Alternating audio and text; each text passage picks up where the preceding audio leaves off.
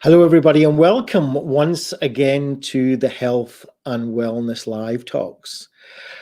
You know, as long as there have been relationships, there have been people matchmaking. It's been around since humans have been around. Even in the Bible, it's quoted that it's not good to be alone. And in Britain, it first started in London around the 1600s. Could you believe that? And but it was religiously associated, and not until the 1800s did it become detached from any religious institutions, and was started basically in London. Today, I have a very, very special guest, Lara Besbrode, and she has started a very exclusive, I think, we'll ask her, dating agency, matchmaking agency, lots of different names. I'll ask her exactly what that means, and the matchmaker.uk. And I'm very excited to have Lara on the show for a number of reasons. First of all, it's always great to meet a matchmaker, doing God's work, as they say. Second of all, during this time of the pandemic, one of the major parts of it was the fact that we had to what's called social distancing or physical distancing. And this brought a lot of pain and suffering in itself, besides the actual virus itself, to a lot of people, especially people who were on their own, and especially people who maybe have been wanting to link up with another human being, have a partner, maybe even for future marriage. But this wasn't possible because of social distancing. And here we have a wonderful entrepreneur mindset that came out with a possible solution to that. And so without further ado, I'm going to invite Lara in from the green room, and we'll have a chat. Disclaimer: the show is for entertainment purposes only and not professional advice. To inquire about something specific regarding the contents, we suggest you contact the guest speaker directly. Should you wish to apply to be a guest on the show, please contact Dov Benyaacov-Kurtzman on factcpfa@gmail.com. Dov Benyaacov-Kurtzman is founder of Heads Up CIO, a UK emergency response charity for cognitive psychological first aid, and is a highly experienced psychotherapist, executive business coach, and author of the book Mind Over Terror: 3 Weeks, 2 Cities, 1 Mission. With over 10,000 hours of experience and academic degrees in government, law, clinical social work, and a postgraduate diploma in psychiatry with distinction, Dov is well placed to help you. He's also available for public speaking and corporate training.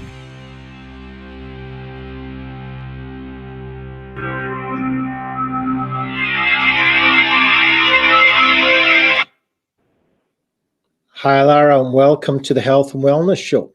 Hello. Hi, Dov. Thank you for inviting me. Wow, I'm so excited about this. I've been waiting for it ever since you agreed, and here you are. So first question I have to ask you is, for people that are watching and listening, who is Lara, and what is this whole matchmaking thing about? Okay, well, first and foremost, I would define myself as a woman. I am post-divorced. I was married myself for 16 years, and having been through a very unpleasant international divorce, I've been a single parent for 6 years, and I have a background in marketing and communications, which has really sort of led me to this point, which we can go into more detail. So I am probably, like a lot of people that hopefully tuning in and listening to your show, a regular person. I'm a regular person. I'm a mother. I'm an entrepreneur. And most importantly, I'm very passionate about people and their feelings. Wow. Well, that's a great start when we're talking about matchmaking, and it's very important. Sometimes we have kind of a vision of matchmaking as, a bit kind of, it could be religiously orientated, or it might be a little bit frumpy and things like that. But you coming from that kind of marketing background, it seemed to me, just looking at your website, that this is something very upmarket. Well, thank you for that, first of all. I wouldn't say that I've positioned myself to be at market. I did look at the market. I've looked at my competitors, and I think you have certainly hit the nail on the head. There is the English view of perhaps what a matchmaker is based on sort of traditional ideas. And there is also a very established UK market with sort of dating agencies and matchmakers, many of which I've had the pleasure of meeting in a very short space of time online due to our current scenario, but also looking into it on a global level. You know, we have shows like the Indian Matchmaker on Netflix, which is very popular. Matchmaking in America is a very, very established market. And this has been born out of, I think, the last 10 years of the whole digital experience of dating, where people's lives are very time strapped. They haven't got the time even for their own families. They haven't got time perhaps for dating, for their love life. And so the whole digital sort of industry of dating grew very healthily in its early years. And I would say from people's experiences, especially more so recently, which hopefully we can touch on, there's also a dark side to the digital dating industry. And myself, you know, I've experienced that for the past 6 years. And that led me in the start of this year to step away from my past in the communications industry. And due to my own experiences of many single friends of mine, both here in the UK and all around the world that I've had the pleasure, obviously, getting to know, there seemed a real gap to bring a modern take on what many perceive as a very old-fashioned way of meeting people by going to a matchmaker. And I started out way before the pandemic in the start of this year thinking there has to be a better way to introduce people. How can we introduce people based on their preferences, their professional level, their requirements, without knowing too much about the industry? It really has been a baptism of fire, for want of a better phrase. You know, I've had to literally learn, read, educate myself, but also taking on my own knowledge and experience on how I want to work with people to get me to where I am now. All right, so taking a couple of interesting things you mentioned there. First of all, there's the digital side of it, the apps that are available, the dark side.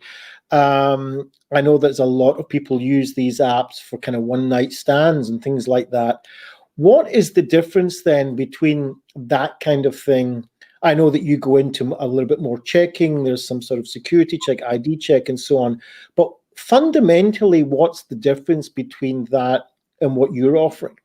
So I think the most important point that a lot of my clients come to me to discuss is they have had really unpleasant experiences on date apps. And I'll name some of these, whereby the person that they thought that they were speaking to and they were investing their time in getting to know isn't that person. The person that they communicated with blocked them, and that's called ghosting. The person would shower them with love statements up front and immerse them in sort of way too many sort of emotional communications from the start, where that's called love bombing. All of these terms, which seem very modern terms, and they come to me because initially I have interviewed both sides. I have either met the person in person, which obviously happened a lot more before the pandemic and social distancing, and then we moved to obviously Zoom interviews. I check the other person's ID. I check obviously both sides' ID. I'll ask to see evidence of a passport or, you know, a driving license, and I can then introduce the other person on the basis that I have made some introductory steps in vetting that person. Other important points are people have come to me saying, I don't have the time for ongoing texting. I feel that quite intrusive into my daily life when I'm obviously busy at work. So again, a matchmaker can remove the element of invasive contact by being involved in the matching process, and taking that out in some respects. I mean, I can't comment on how other matchmakers work, but I don't pass any details of my clients, which is known as an introduction, i.e. the passing of the person's name, telephone number, and perhaps email. What I actually do is I only allow both sides to meet through a Zoom call that I'm present on. And only after both sides have communicated in this space, which is often an hour, and both sides again have no passing of numbers due. That's very important and part of my T's and C's, that there is no passing of information until they have both given me feedback. So again, it's looking at that sort of security, looking at the person's privacy. Again, we may have one person that works, they may be working as a medic, and they may be working different hours, and they may not be able to communicate at the same time as the other person. So again, until both sides are ready. And I think that's also very important in these very difficult times where people's anxiety levels are very different, and people are in a very different space to how they were perhaps before this pandemic. We have a whole new set of anxiety, and that plays its part tremendously, especially in the dating game, where we are anxious of who we speak to. We're anxious, we don't know, their health background, their health history. We're unsure for our own personal safety, the safety of our families, especially if we are a divorcee or we're a parent. And again, there are obviously, without going into too much detail in the matching process, the matchmaker is on hand to try and take away some of those levels of anxiety at the introductory stage. Now, you don't experience that on a dating app. You don't experience that if you've joined an online dating agency, and there's some really big ones out there. And, we've got them in newspapers. We've got them, offering for literally every sector of society. There is an app, whether you're looking for over 50s or you're looking for casual, or, you are looking for same sex, whatever your requirement is. It could be a religious app. It could be. So there really is something out there, because the dating industry is a multi-million, even £1 billion industry. Now, matchmaking, as you've suggested, has been sort of since the dawn of time. And there are also religious matchmakers. Again, there are matchmakers in most part of society. And it's up to the individual to find somebody that's suited to their preferences, that's offering the type of service that fits their own requirements. So, for example, I work with matchmakers all over the country. There are people that work with the BAME community. I work with Asian matchmakers. I work with Jewish matchmakers. I work with a matchmaker down south that specializes in the over 55 market, who are retired. And again, so it's all these different constructs of, our love life of society. And I also deal with global matchmakers. I deal with matchmakers in America, in Israel, Again, the list is endless, but the most important part that you tapped on is, what is the difference? Yeah, and it seems that there is quite a difference, and I'm hearing that chaperoning thing at the first meeting, which is an interesting part of it that I've never heard of before. We'll get back to the technical side of your agency in a minute, but let's get to some nitty gritty. Is there such a thing as love? And how would you define it as a matchmaker? Is there such a thing as love? Well, I can only sort of relate to my own experience. I myself have matched myself after 6 years of having sort of a range of disastrous sort of short and long-term relationships through dating apps. And I wouldn't say that I have fallen in love, but I have certainly headhunted for another client and matched myself.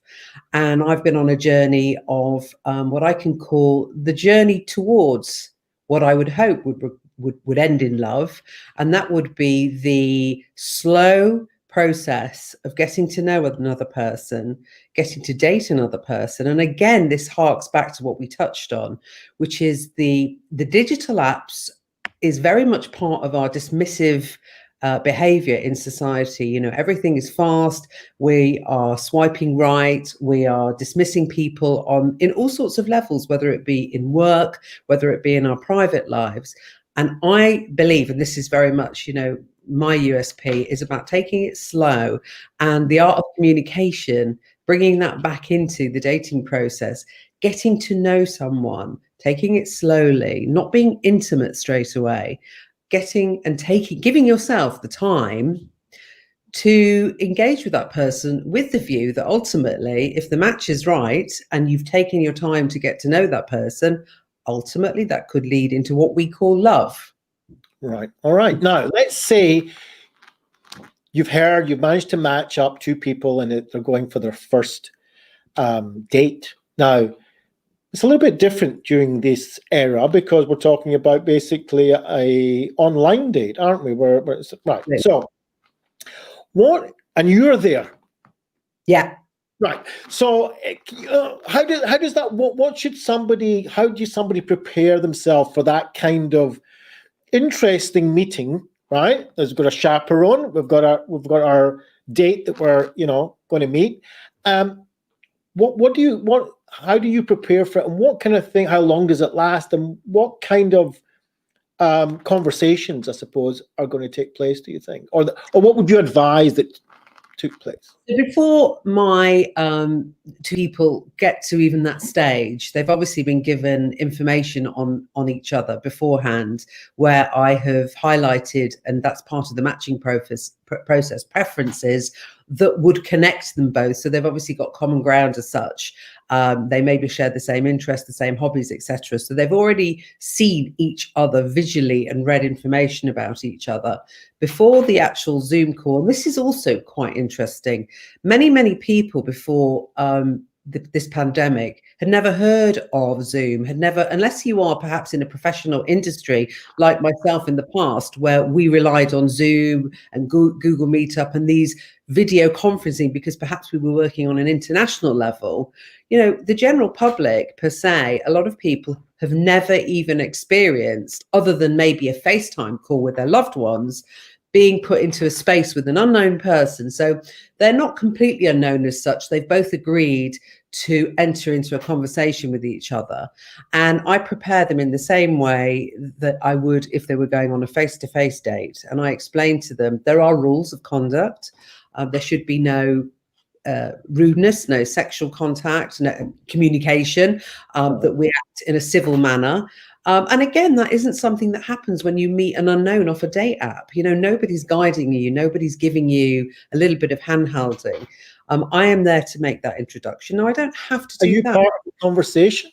I'm not part of the conversation. What actually happens, and I've chosen to do this. This is not the norm for other matchmakers, but I have done this because I have identified there is a heightened level of anxiety meeting unknown people, even virtually, since we've been in the pandemic. And whereas some of my clients say to me, I'm sorry, I'm not interested in a Zoom date. I'm not doing it. I want to meet them for a coffee. I don't believe in Zoom. You can't get any spark or body language, or, I'll never get a vibe from that person. And I say to them, actually, let's just take it back one step further. The reason that we are going to have this Zoom conversation is so that the two of you can identify if you even want to give some of your valuable time into going on a date, however short that may be, whether it be a coffee date or a social distance walk in the park, or even, going for a drink in the evening. So it's a precursor to that. And the beauty of it is that if they don't want it to continue, they've actually got no contact with the other person except through myself. And if they never want to see that person, speak to that person again, that's where the communication ends. So, of course, it's very supportive of people with time constraints, or if they felt anxious, or if they didn't like the process. But going back to what you said about my involvement, I make the introduction.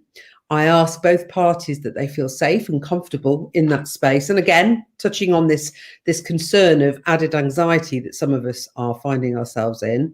And when both sides say to me that they are happy and ready for me to leave, I make one of them a host. It's often the female. And when people say to me, why is it the female? That's just the way that I choose to do it. And she may end the call at any time if she feels uncomfortable. It hasn't happened yet, but it is another safety level, if you like, in the process. And after that, they are both able to contact me within 24 hours with feedback. And it's only feedback and with their permission does any passing of their data to each other happen, i.e. their telephone number or email? Okay, I see that there's a lot of safety measures and that's, commendable to you in bringing this forward. Yeah. Are men and women looking for different things, though? I mean, when you're interviewing them separately, what have you seen that women are looking for in particular things in the men, and men are looking for particular things in women that differ? What would you say to that? I would say that in general, both men and women who come to a matchmaker are investing in their future love life. They have tried all the other opportunities out there. They want to find love. They want to find a companion and a partner. So there is that common theme that runs through both sides. Now, the interesting part of this is that I would say women are looking for a relationship, they're looking for a partner, and they may not necessarily be looking for instant looks, and they may be looking for different preferences. Going back to sort of the science, which of course is readily available out there, how the man being the hunter-gatherer and the woman having a different role, going back to the way we're genetically wired, a man may be more sort of predisposed to request somebody based on visual, the looks, I must be attracted to that person, and they will make that preference clear because I ask, I take a list of preferences. However, again, I do stress to, I stress to both sides, let's try and look at the reasons why perhaps you haven't been successful so far and see if we can mix that up and change it when we look at people. So the match process may not be as straightforward. The man may not go for his typical type. The woman may not go for her typical type. They both know that I've interviewed the person that I'm matching them with on both sides, and that I feel on the level of my own experience where I just get a gut feeling, and I also look at their preferences and I think this could work. Now, so you do put your personal kind of judgment in it. And it's, and this is perhaps why I've decided to continue with this role, because I've been doing this for friends pretty much all my life. Some people enjoy introducing people. They enjoy networking, which I personally enjoy. Other people shy away from it. They think that they're not comfortable with that at all.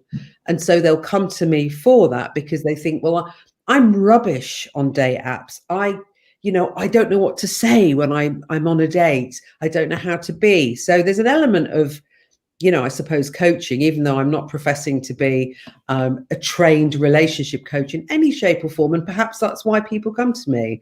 Yeah, you've got that experience, and you're getting more experience as you go along. Yeah. What about age gaps? How do you feel if your judgment is getting involved in this? How do you feel about that? Well, I, again, have studied what, the dating industry's recommendation, and also spoken to many, many matchmakers, both here in the UK. And the general age would be 10 years, to match somebody sort of 10 years up and 10 years down. Interestingly, and I'm going to be truthful here, men request a much, much younger female, and women will not tend to go request younger men.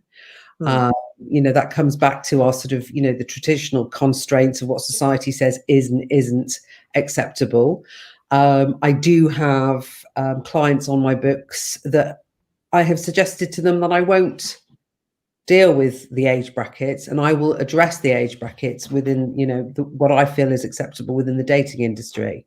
When a client asks, I had interviewed a client the other day who told me that he was 63 and he regularly dated women in their 30s. And I explained to him that that wasn't something that I could provide for him, and that there were plenty of other services out there that could, but it wasn't something that I could provide. Right. So you do have a kind of a red line. I'm a mother. I have older teenage children, and I don't just look at my own experiences. I think about it as a parent. I think about it as from a moral point of view, and it is, of course, my opinion. But also, I think about, I do have very strong views about the way women are treated in society, and I'm because I'm nearly 52 myself, and I felt that, ageism, reared its ugly head quite a few times in the dating game. Men thinking that I looked younger and would date me if I was younger. But the minute that I said my age, that took me off the table. And I actually, again, something that I want to champion is that I feel that we shouldn't base our decisions on people's age, but then we should also take into account whether we will have things in common with somebody who's maybe 20 years younger or at a different life stage. What do we have in common? Yes, we can argue that biologically a man can continue fathering children right into his 80s again. I don't know the science behind that, but it's, what we see and read.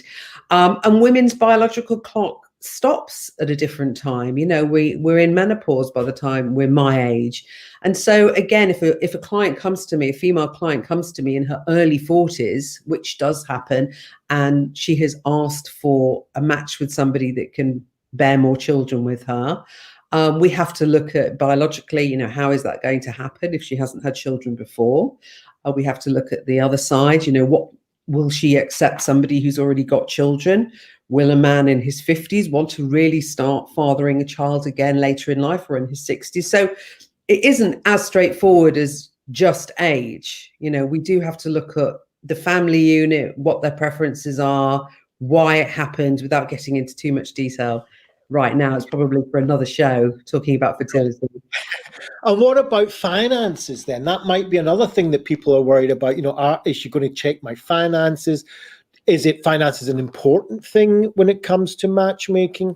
It is, because I think that for a match to be successful, I do very openly speak to both sides. I speak to all of my clients, and on their interview process, I will ask them directly what their profession is and what their income bracket is. And some of my clients find that quite intrusive, and some of my clients have no problem with that. And that is not something that I divulge to the other side. What I do is I use that information very much in the matching process, because again, some people require people able to provide or share the same lifestyle as themselves.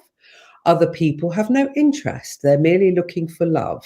And again, it's, a person's financial position is one part of the bigger picture that makes up how we can match, how we can find somebody else that would suit their preferences. Often if someone is very private about their financial status, I will ask them directly if there is anything I should be concerned about. I will do, obviously internet checks on that person. And if a person's very closed about any area of their life, without, it's not my place to push them, but it's my place to decide if I can really work with that person, because I'll be asked those questions from the other side. Right. Why haven't they told you that? What are they hiding? What's to know? Because everything is so transparent. We live our lives on social media. Everything's out there. We're on LinkedIn. If anything's happened untoward, it will be all over the media. So often we can find out ourselves in detail about people. But do you find in your experience that there's a whole bunch of kind of mix and matching going on? So it's not just a class kind of orientated thing. You might get, there's older and younger. You might get somebody who's considered classically beautiful, whether it's the man or woman, and somebody that's less so classically, or rich with the not so rich. Do you find that there's a mix, or everybody's staying within their same bracket? There's definitely a mix. I do not have one or two clients that are the same. Gosh, I'm getting a tongue twister here. Everybody, and I mean everybody, is completely different in all aspects of life. People, I don't have two doctors that are the same. I don't have two men that are the same. I don't have two people of the same age that are the same, two people of the same religion. So I cannot just make a match on religion tick, on, age or height, because every single person, we're all individual. And I think that what makes a good matchmaker is somebody that's able to listen, understand a little bit about what they're looking at, and I don't always get it right. I'm sure that I've got clients who might be watching this saying, "Oh, you sent me on that date, and I said to you I hate bald-headed men, and you convinced me that he'd be great, and I just couldn't stop staring at his bald head." And we have our preferences, no matter what a matchmaker says to you.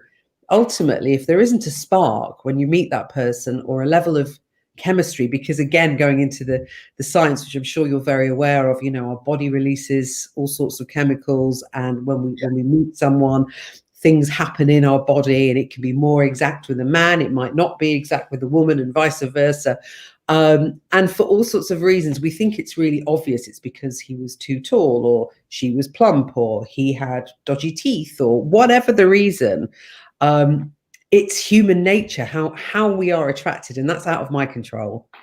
Right, of course. Now, before we were talking before the show, you were saying to me how, especially during this times of the pandemic, how it's important to be in relationships. Why do you think that? I wouldn't say as defined as being in relationships. What I have identified through this process of matchmaking, and of course myself as an individual, and I experienced it. I launched my business before the pandemic, and people, when we went into lockdown, people literally went into hibernation. For a month, we were so immersed in our own lives of how on earth we were going to get through financially, personally, all sorts of different things. And it created an anxiety, even the most together, strong-willed friends of mine and professional colleagues of mine, nobody has ever experienced anything like this. And how that sort of trickled down is, not only have we not experienced it, but to then be told that you cannot do certain things, such as socializing, communicating, being with your loved ones, has had a tremendous effect on many people's mental health. And, myself as a single parent experienced it, where I was literally in lockdown as the only adult in the house.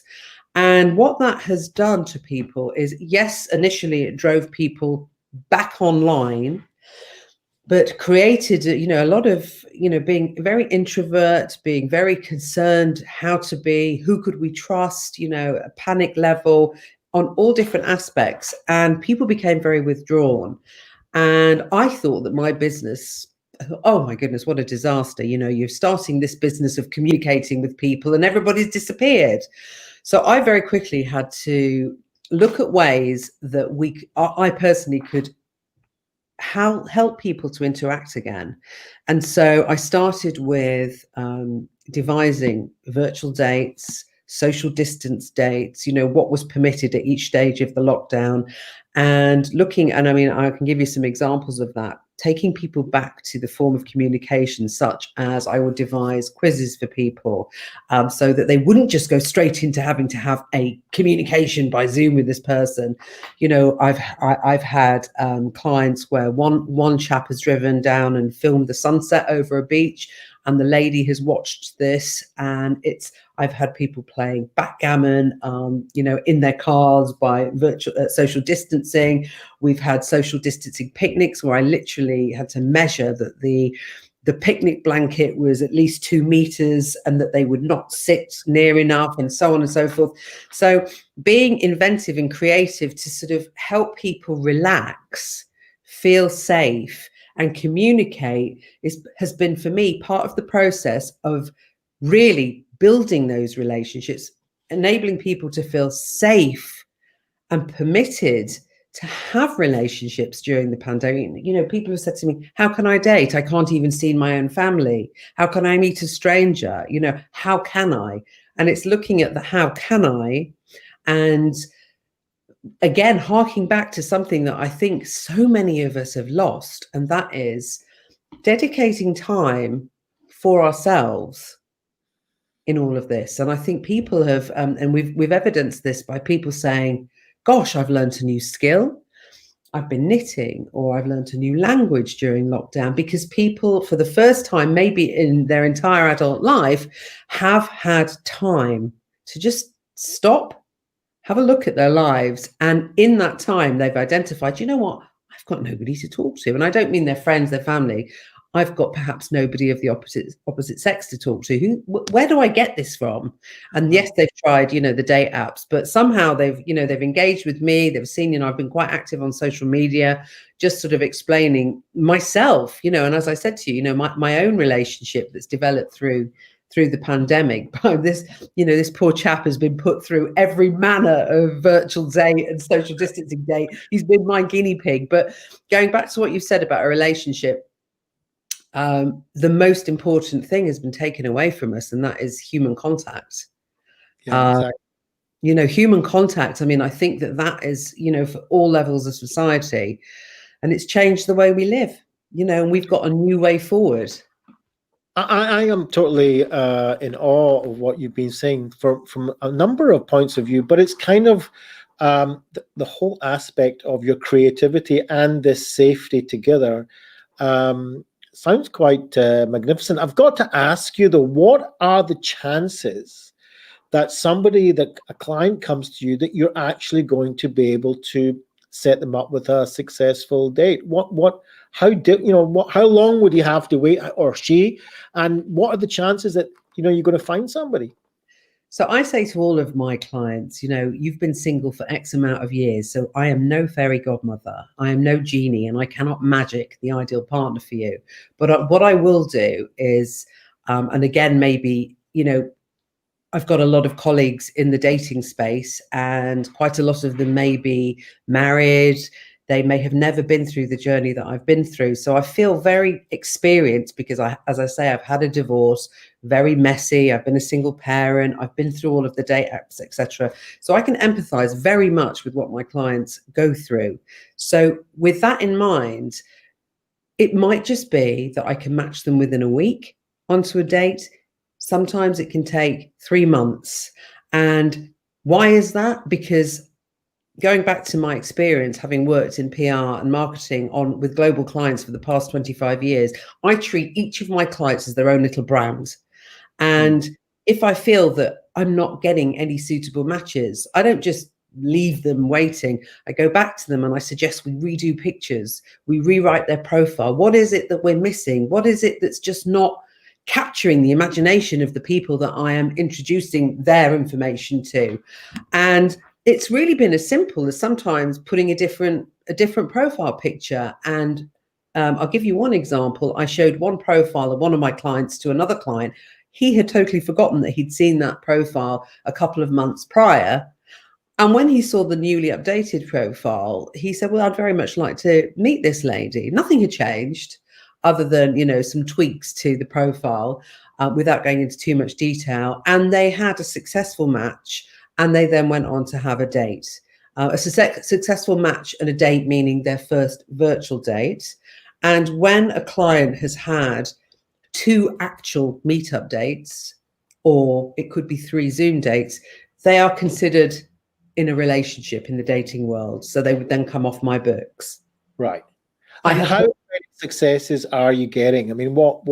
I don't, you don't have to go into all the exact figures, but is it a successful? Is it going well? If I can give you an example, last week I set up 12 couples on Zoom dates. Okay, so that makes 12 couples. That's 24 people were matched on Zoom dates. Every single one of them have gone to the next stage, which is date number 2. It is their choice whether they have a virtual date, dependent on where they are in the country. One of those was outside of the UK, and his preferences mean that he has a home elsewhere in the UK. I said that I wouldn't expand globally, but where they are UK citizens, some people are stuck outside of the UK because of the lockdown.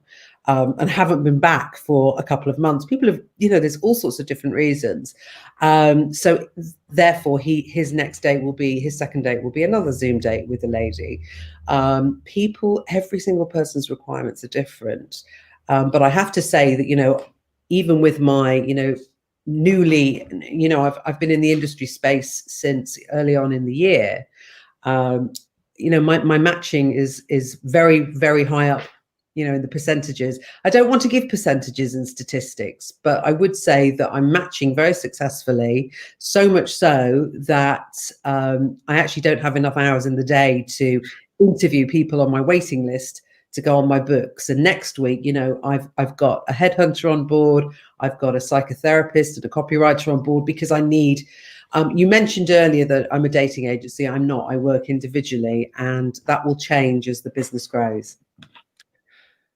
Lara Besbrode, it's been absolutely fascinating and educational talking to you. I wish you and all your happy couples much success journey. Thank you very much for joining me on the Health and Wellness Show. Thank you very much.